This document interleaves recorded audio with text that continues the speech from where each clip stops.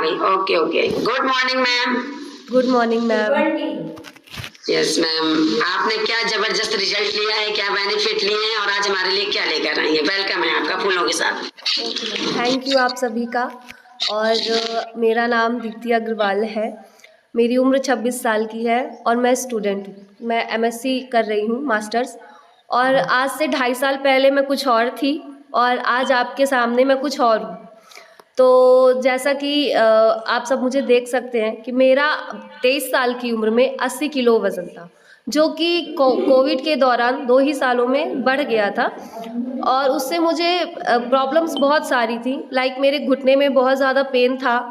और मतलब मुझे लगता था कि मुझ में और मेरी मम्मी में ज़्यादा कोई अंतर नहीं है, क्योंकि सेम घुटना था, सेम प्रॉब्लम थी और तकलीफ़ उतनी ही होती थी।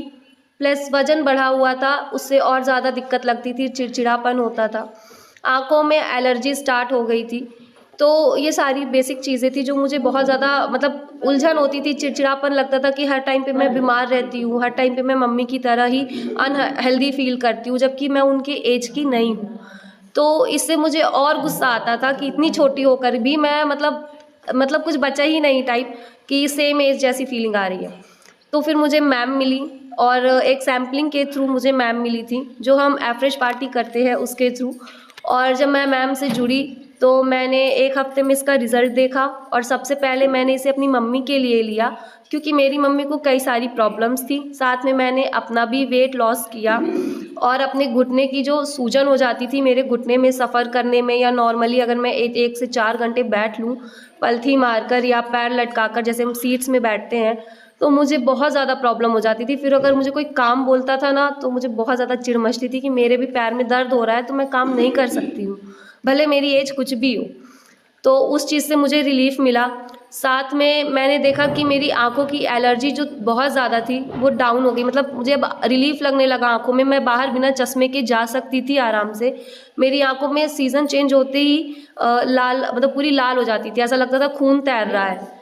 और अगर ज़्यादा ठंड पड़ रही है, ज़्यादा गर्मी हो रही है, तो भी सेम प्रॉब्लम होती थी। अब मुझे उससे रिलीफ़ है, उसके लिए भी मैं उसका न्यूट्रिशन लेती हूँ।